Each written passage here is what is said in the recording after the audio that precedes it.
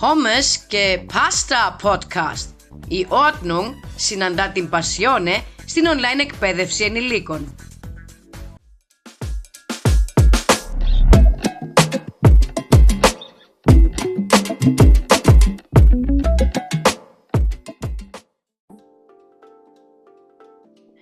Ciao, είμαι η Κρίση, καθηγήτρια Ιταλικών του italianonline.gr.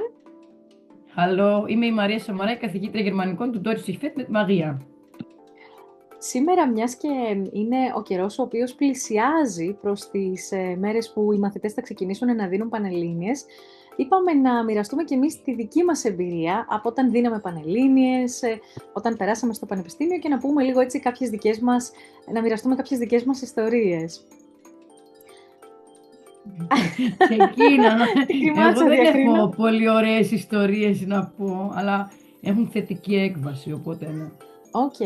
Ναι, γιατί κάποιοι έχουν αρνητικές αναμνήσεις, δηλαδή με το που ακούνε τη λέξη πανελλήνιες αλλάζουν δρόμο, κάποιοι άλλοι όχι. Είναι και θέμα χαρακτήρα, είναι και πόσο αγχώδης είναι κάποιος. Εγώ είμαι ένα άγχος με πόδια. Άρα να υποθέσω εκείνη την περίοδο πώς ήσουνα? Χάλια. Ναι. Χάλια. Σε προηγούμενο έχω πει, ας πούμε, ότι, που δεν το έχω ανεβάσει ακόμα, θα ανέβει, έχω πει ότι έκανα εμετό στις πανελλήνιες. Είναι αυτό που είχαμε κάνει για τις εξετάσεις, ναι. Με βγάλανε έξω, ναι. Ναι. Δυστυχώς τις τελευταίες μέρες άκουσα πάρα πολλές ιστορίες από συναδέλφους και από ανθρώπους στα social που πάρα πολλοί λέγανε αυτό, ότι είχαν άγχος, ότι αποκτήσανε σωματικά. Μια συνάδελφός μας έλεγε ότι φίλοι της κόρης της τώρα τις έχουν πέσει τα μισά μαλλιά, δηλαδή άλλοι λέγανε ότι τότε αποκτήσαν αυτοάνοσα. Εγώ λέω αυτού, δόξα τω Θεώ, είχα μια έμφυτη, ας το πούμε, αναισθησία, δηλαδή δεν θυμάμαι, εντάξει, σίγουρα θα είχα κι εγώ κάποιο άγχος την ημέρα των εξετάσεων να τα πάω καλά, αλλά γενικά θυμάμαι ότι ήμουν πάρα πολύ γιόλο. Και λέω ευτυχώς που είχα γονείς οι οποίοι δεν ήταν περίεργοι, έτσι, απαιτητικοί, σκληροί. Και εμένα, δηλαδή θυμάμαι που έλεγα, εγώ ήμουν σίγουρη ότι δεν θα περάσω. Θα πω μετά για ποιο λόγο. Γιατί βρε παιδί μου αυτή η απεσιοδοξία, γιατί? Είχε πάρα πολύ ζήτηση γερμανική φιλολογία και εγώ ήθελα μόνο γερμανική φιλολογία, ειδική αγωγή και τίποτα άλλο. Τίποτα άλλο δεν ήθελα. Και εσύ δεν είχε πάρα πολλές θέσεις. Ορίστε. Εσύ τότε ζούσες στη Γερμανία, έτσι, μεγάλωσες? Ναι, εγώ στην ουσία ήρθα, ήταν και αυτό ένα, καλά που το λες, ένας μοχλός πίεσης ήταν και αυτός. Δηλαδή, εγώ ήθελα να φύγω από τη Γερμανία, παρόλο που γεννήθηκα εκεί και ήμουν εκεί 18 χρόνια και έλεγα, το εισιτήριό μου για να φύγω είναι να περάσω πανελλήνιες. Και έλεγα, άμα δεν περάσω, οι γονείς μου ακόμα θα μέναν εκεί, έφυγαν όταν ο μπαμπάς μου βγήκε στη σύνταξη. Άμα δεν περάσω, θα πρέπει άλλον έναν χρόνο να είμαι εδώ. Και εγώ δεν θέλω. Δηλαδή, είχα και οι παρέες μου όλοι θα γυρνάγανε εδώ πέρα, θα ράνανε. Και εγώ δεν ήθελα, και ήταν και όλες καλές μαθήτριες, δεν ήθελα να είμαι η μόνη που θα μείνω πίσω, να το πω έτσι. Μόνο η μία από τις κολλητές μου, ας πούμε, έμεινε στη Γερμανία, αλλά για σπουδές. Δηλαδή, πάλι και αυτό θα ήταν άσχημο. Σε φάση, εκείνη θα σπούδαζε και εγώ όχι. Οπότε κάπως θα μου φαινότανε. Έκανες και συγκρίσεις λοιπόν, οκ. Ναι, και αυτό. Αλλά οι γονείς μου, εντάξει, πάρα πολύ, τι να πω, καλοί άνθρωποι, μου λέγανε, ειδικά ο πατέρας μου έλεγε, ρε Μαρία, τόσα ταλέντα έχεις, ο καλός δεν χάνεται, κάτι θα βρεις να κάνεις. Και καλά σου έλεγαν, ναι. Εγώ θεωρούσα δεδομένο ότι θα περάσω στο πανεπιστήμιο, δηλαδή, δεν ξέρω, μου είχε μπει από μικρή ότι αυτός ήταν ο δρόμος, ο λογικός, δηλαδή ότι μόλις τελειώσω το Λύκειο θα πάω να περάσω, να σπουδάσω κάτι στο πανεπιστήμιο, ό,τι και αν ήταν αυτό, και μετά θα δουλέψω και μετά ήτανε, δηλαδή από μικρή ήταν αυτό το οποίο με αυτό μεγάλωσα ως το φυσιολογικό και το αναμενόμενο. Οπότε, καλά, εννοείται, εφόσον συστηθήκαμε στην αρχή ότι είμαστε καθηγήτριες, εννοείται ότι εσύ σπούδασες γερμανική φιλολογία, εγώ ιταλική, αλλά το λέμε. Μπορεί κάποιος να πει το πόντες πρώτη φορά. Δεν είναι απαραίτητο να έχει τελειώσει κάποιος την αντίστοιχη φιλολογία. Μπορεί να... Ναι, όντως. Ναι. Μπορεί όντως να... Ναι, ισχύει και αυτό. Παλιά ήταν και πιο εύκολο. Μάλιστα. Ναι, μπορεί να διδάσκει κάποιος με επάρκεια, ναι. Ναι. Οπότε εγώ θυμάμαι ότι Κοίτα, εγώ γενικά στο δημοτικό ήμουνα καλή μαθήτρια, εντάξει, όπως και τα περισσότερα παιδάκια. Στο γυμνάσιο επίσης ήμουνα καλή μαθήτρια, ήμουνα έτσι φτουκλάκι, ας το πούμε, σπασικλάκι. Στο Λύκειο εκεί ήταν που ξεκίνησα εντός εισαγωγικών την επανάστασή μου. Οπότε δεν με ένοιαζε, δηλαδή δεν πολύ διάβαζα. Σε κάποια μαθήματα στα θεωρητικά τα πήγαινα καλά επειδή το είχα, αυτό που λέμε το έχω με κάποια πράγματα. Βέβαια, διάβαζα βιβλία, μου άρεσαν κάποια πράγματα που τα έκανα μόνη μου στον ελεύθερο χρόνο μου, οπότε έπαιξε ρόλο και αυτό. Και θυμάμαι όταν είχε έρθει η στιγμή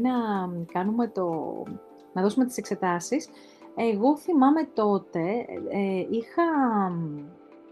δηλαδή να να καταλάβεις το απολυτήριο λυκείου το πήρα, το απολυτήριο λυκείου μου γράφει λιγότερο από 12, το οποίο θεωρείται χαμηλός βαθμός, κακός βαθμός. Εμένα πόσο ρε, ούτε 16 δεν είχα πάρει, ενώ στις Πανελλήνιες 18,6 μεσόωρο έβγαλα. Αυτό κι όμως, και εγώ νόμιζα ότι, λέω εντάξει, δεν ήξερα καν, δεν είχα ασχοληθεί καν, δεν ήξερα καν πώς να υπολογίσω τα μόρια μου τίποτα, ήμουνα πολύ χύμα στο κύμα, πολύ γιόλο. Να φανταστείς την ημέρα που δίναμε το μηχανογραφικό μας, το θυμάμαι, ήταν σε ένα σχολείο στη Νέα Ιωνία, είχαμε πάει να το καταθέσουμε. Τώρα δεν ξέρω πώς γίνονται, αν τα κάνουν όλα online ή κάτι διαφορετικό. Τότε έπρεπε να πάμε εκεί από κοντά να το καταθέσουμε. Και η μητέρα μιας συμμαθήτριάς μου ήταν καθηγήτρια και εκείνη ήξερε να το υπολογίζει. Και γιατί πάνω στην κουβέντα της ανέφερε ότι με 12 λέω το τελείωσα, άρα δεν θα έχω 12.000 μόρια. Τελικά είχα 14.000 μόρια, γιατί είχα γράψει καλά στις ξένες γλώσσες, δεν ξέρω, ίσως είχα γράψει καλύτερα. Το οποίο εντάξει. Παίζει πολύ σημαντικό ρόλο. Αυτό θέλω πάρα πολύ να το ακούνε. Αν μας ακούνε παιδιά και γονείς, αλλά πιο πολύ τα παιδιά. Το σχολείο, ας πούμε, για μένα δεν είναι ο καθρέφτης για το τι μπορούμε να κάνουμε. Καταρχάς είναι και τα άλλα μαθήματα της γενικής παιδείας. Επίσης στο σχολείο ο άλλος μπορεί, ας πούμε, να του κάθισε στραβά, μου έχει τύχει εμένα αυτό πολλές φορές. Ναι. Δεν με συμπαθούσαν στο σχολείο ούτε τα πόμολα. Οι συμμαθητές μου. Αλλά κατά τα άλλα δεν ήμουν συμπαθής στους καθηγητές. Σε κανένα δυο μόνο με τους οποίους έχω ακόμα επαφή. Κατά τα άλλα δεν με χώνευε κανείς, επειδή άνοιγα το στόμα, σπάνια ναι μεν, αλλά όταν το άνοιγα στα έλεγα, στα μούτρα όλα, και αυτό δεν ήταν αποδεκτό, οπότε και γι' αυτό έβγαλα με τόσο κακό βαθμό το σχολείο. Συγγνώμη, το 16 το θεωρείς κακό βαθμό. Για την οικογένειά μου ήταν κακός βαθμός, ναι, οι υπόλοιποι είχαν βαθμούς. Αλλά ο πατέρας μου, ξέρεις τι ωραίο πράγμα μου είχε πει. Μου λέει, κοίταξε να δεις, λέει, στο δικό μας το σόι, άσε λέει της μάνας σου, που το πες λέει όλες τις ιστορίες, στο δικό μας το σόι είσαι η πρώτη γυναίκα που θα περάσει στο πανεπιστήμιο. Το είχε δεδομένο. Και ο μπαμπάς μου το έλεγε αυτό και η αδερφή του. Είσαι η πρώτη που θα περάσει στο πανεπιστήμιο. Και όντως ήμουν η πρώτη που πέρασε στο πανεπιστήμιο. Ναι, τι ωραία. Και νομίζω είμαι και η μόνη που έχει 3 πτυχία, αν και έχουμε και άλλες κοπέλες πια από την πλευρά εκείνη που τελείωσαν κάποια σχολεία, αλλά νομίζω η μόνη που έχει 3 πτυχία είμαι εγώ. Ναι. Μου είπε μια μαθήτριά μου προχτές μια ιστορία, η οποία ήταν πάρα πολύ εντυπωσιακή. Είχε στο σχολείο έναν συμμαθητή, ο οποίος δεν ήταν καλός μαθητής, ήταν κακός. Μου λέει, ήταν ο τελευταίος των τελευταίων δηλαδή. Δεν ήταν καθόλου καλός μαθητής. Όσον αφορά την επίδοσή του δηλαδή, βαθμούς κτλ. Μάλιστα λέει, πέρασε λέει κάποια στιγμή, όταν δώσαμε λέει Πανελλήνιες, μας έλεγε η μαθήτριά μου, πέρασε λέει σε μια σχολή σε ένα νησί με 7.000 μόρια. Νομίζω πλέον έχουν βάλει κάποια βάση 10.000 μόρια, κάτι το 10, δεν ξέρω. Τότε πέρναγες, δηλαδή εγώ όταν είχα περάσει τα ελληνική φιλολογία, ο τελευταίος είχε περάσει με 8.000 μόρια. Οπότε λοιπόν αυτός με 7.000 μόρια περίπου, πέρασε σε μια σχολή, σε κάποιο νησί, πήγε, δεν ξέρω μακριά κτλ. Και τελικά αυτός τώρα είναι ακαδημαϊκός στην Αμερική. Δηλαδή, σπούδασε εκεί, ολοκλήρωσε τις σπουδές του, προφανώς αυτό που έκανε του άρεσε, το γούσταρε, έγινε καλός, έκανε μετά τα μεταπτυχιακά του, έκανε τα διδακτορικά του και πλέον εργάζεται ως πανεπιστημιακός στην Αμερική. Οπότε... Εγώ ξέρεις τι κατάλαβα, ότι αυτό που με σκότωνε τόσα χρόνια ήταν το ελληνικό εκπαιδευτικό σύστημα. Δηλαδή το κατάλαβα επειδή ας πούμε στην γερμανική φιλολογία ήταν τελείως διαφορετικά τα πράγματα. Θα σου πω ένα παράδειγμα, ας πούμε όταν κάναμε διδακτική. Δεν έπρεπε να κάτσουμε να γράψουμε απ' έξω θεωρίες και ιστορίες και τέτοια πράγματα που εγώ το συχαίνομαι. Δεν μπορώ να θυμάμαι θεωρίες απ' έξω. Για μένα πρέπει να έχουν κάποια εφαρμογή. Έπρεπε να πάρουμε τα κριτήρια, ας πούμε, και να τα εφαρμόσουμε σε κάποιο διδακτικό περιεχόμενο, ας πούμε. Να πούμε ότι, ξέρω εγώ, αυτά με βάση τα τάδε κριτήρια ταιριάζουν, ας πούμε, σε αυτή την περίπτωση. Πρακτικά πράγματα. Ναι. Το ίδιο, ας πούμε, και στο Πανεπιστήμιο Λευκωσίας που έκανα το δεύτερο μεταπτυχιακό μου, το ίδιο ήταν και εκεί. Δεν είχε μαθαίνω και παπαγαλίζω. Δηλαδή, πώς διαβάζαμε, το τέλειο, πραγματικά μας έλεγε σε κάθε μάθημα. Έχετε αυτά τα κεφάλαια, ξέρω εγώ. Και μέχρι, ας πούμε, Σάββατο, αν δεν κάνω λάθος. Μπορεί και Κυριακή, απλά εγώ φρόντιζα Παρασκευή βράδυ για να έχω ρεύρο Σαββατοκύριακο. Μας έλεγε μέχρι το τέλος της εβδομάδας θα γράψετε, ας πούμε, μια μικρή εργασία πάνω σε αυτά, με ερωτησούλες, ώστε να κατανοήσουμε αυτά που διαβάσαμε. Εγώ έτσι δουλεύω. Σοβαρά. Είναι το πιο ιδανικό που μπορείς να μου κάνεις. Αν μου πεις, διάβασε το αυτό και πες τα μου απ' έξω, γιατί δεν μπορώ, δεν ξέρω πού πρέπει να εστιάσω, χάνομαι. Ναι, καταρχάς αυτός είναι, συμφωνώ απόλυτα μαζί σου.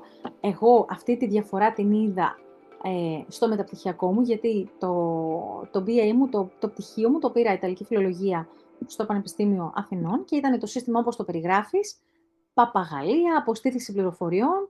Ευτυχώς κάποιοι καθηγητές ήταν καλύτεροι, με κάποιους καθηγητές μάθαμε πραγματικά πράγματα, με κάποιους καθηγητές τα βάλαμε στην πράξη, αλλά το ίδιο το σύστημα κατά βάση είναι να αποστηθήσεις και να παπαγαλίζεις, το οποίο αυτό είναι τόσο παροχημένο, τόσο πιστοδρομικό, τόσο πίσω, γιατί πλέον και μόνο που είμαστε στην τεχνητή νοημοσύνη και μόνο που είμαστε στην εποχή του ίντερνετ, όπου πρόσβαση στην πληροφορία έχουμε όλοι από οπουδήποτε, δεν έχει κανένα νόημα η αποστήθηση πληροφορίας. Κάποτε είχε νόημα, κάποτε, το Μεσαίωνα, όπου ο κόσμος ήταν αγράμματος, οπότε το να ξέρεις πράγματα απ' έξω, το να είσαι μια κινητή βιβλιοθήκη, ήταν τεράστιο προσόν. Πλέον όμως δεν έχει νόημα αυτό και πόσο μάλλον τώρα που είμαστε στην εποχή της τεχνητής νοημοσύνης, ακόμα λιγότερη αξία έχει. Τώρα περισσότερη αξία έχει η κριτική σκέψη, η επιλογή, η εφαρμογή στην πράξη. Ακριβώς το ίδιο συνέβη και σε μένα. Στο μεταπτυχιακό που έκανα, το έκανα σε ιδιωτικό κολέγιο, στο Αμερικανικό κολέγιο, που είχε άλλο τρόπο διδασκαλίας.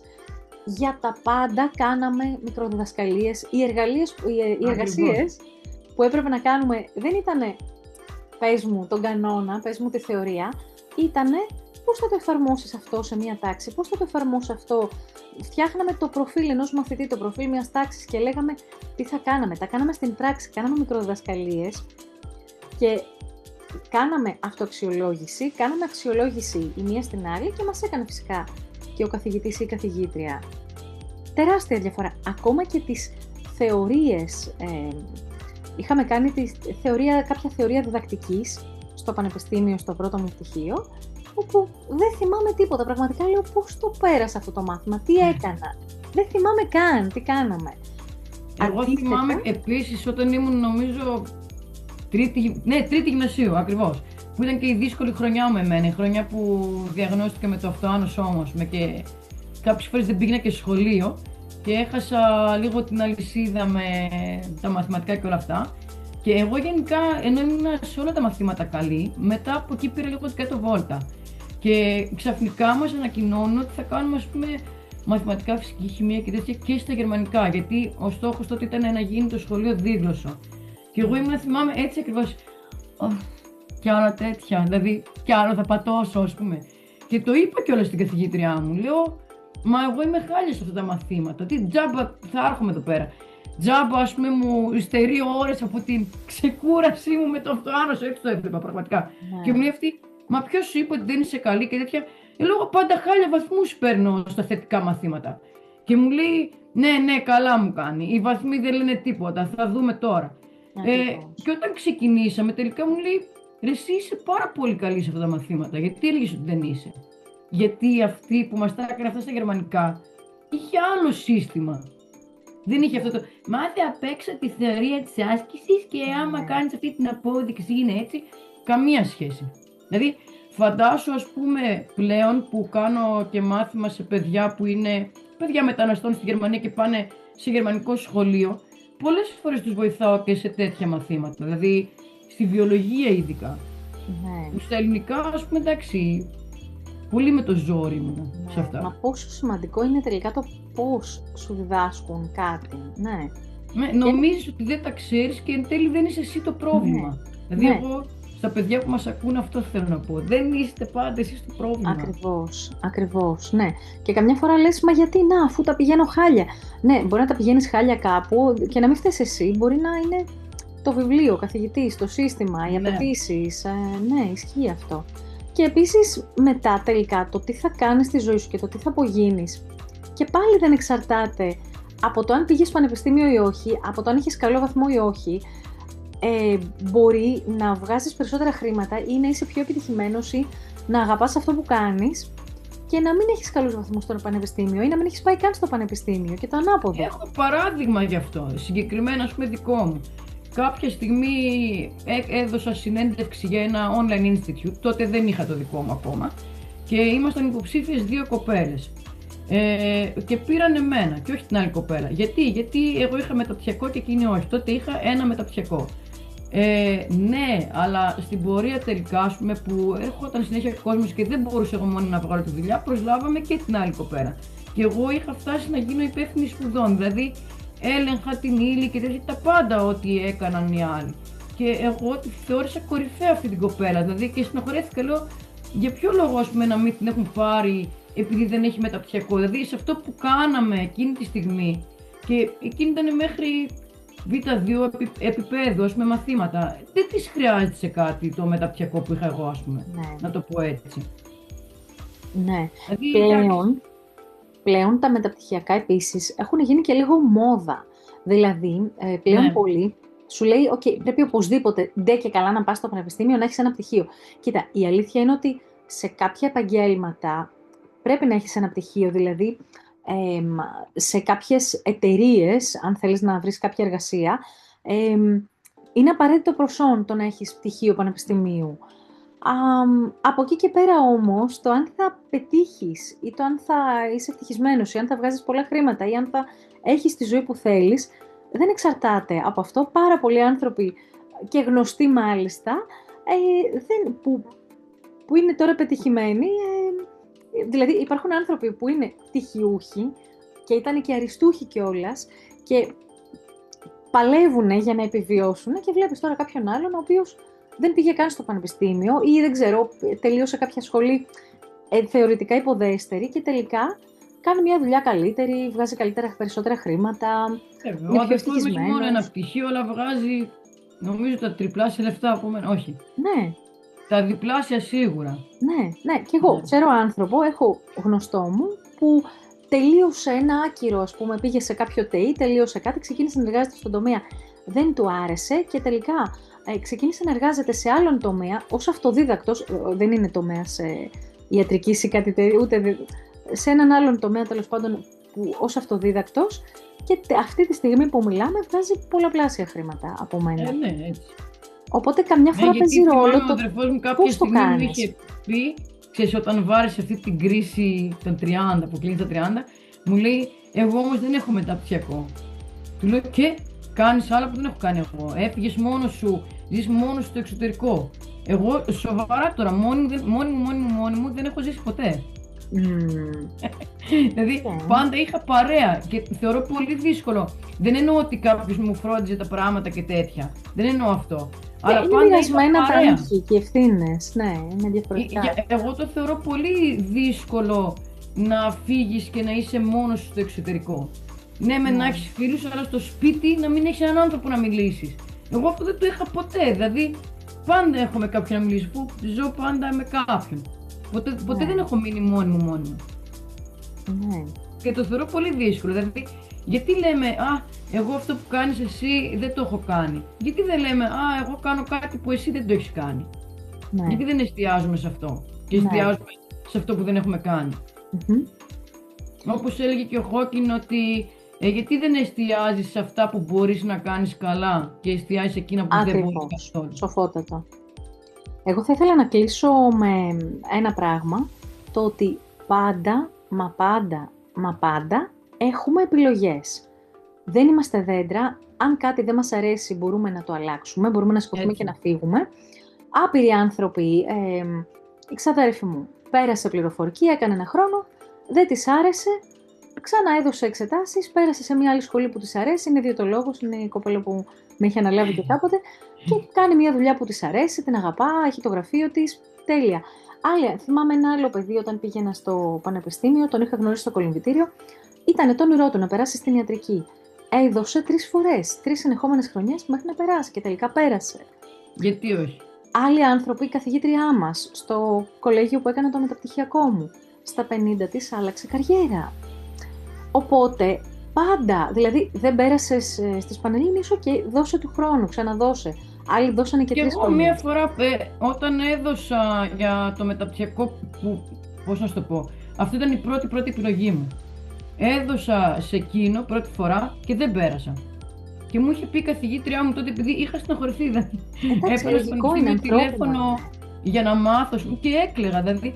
Και οι καθηγήτριές μου, επειδή με ξέρανε και από πιο μικρή, ας πούμε, και τέτοια, η μία μου είχε πει: μη στεναχωριέσαι γι' αυτό, σίγουρα κάτι άλλο καλό θα προκύψει. Ακριβώς. Και τελικά το σκέφτηκα αλλιώς. Λέω: κάτσε λίγο, αφού δεν πέρασα στη λογοτεχνία, είχε 2 κατευθύνσεις, και αυτό το έχω σαν προπτυχιακό, θα δώσω στην άλλη κατεύθυνση για να κάνω και κάτι άλλο. Και τελικά, ας πούμε, στο δεύτερο μεταπτυχιακό μετά έκανα και κάτι άλλο και κάτι ακόμα. Ναι. Δηλαδή, και τώρα ξαφνικά μπορώ να λέω ότι έχω 3 ειδικότητες. Δηλαδή, κάθε εμπόδιο σε καλό.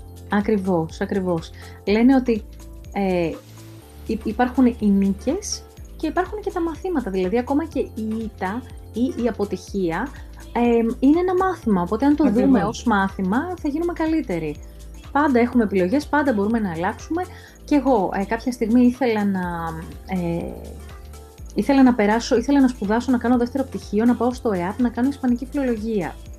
Πλέον, με Β1 μπορείς να το κάνεις. Εγώ τότε είχα το Β1, είχα ολοκληρώσει το επίπεδο Β2, αλλά δεν είχα πάει να δώσω ακόμα εξετάσεις και είχα ήδη μπει και ξεκινήσει με την καθηγήτριά μου τότε, την Ήλη, του Γ1. Και έκανα την αίτηση, έκανα όλα τα χαρτιά και το μόνο που μου έλειπε ήταν η πιστοποίηση του Β2.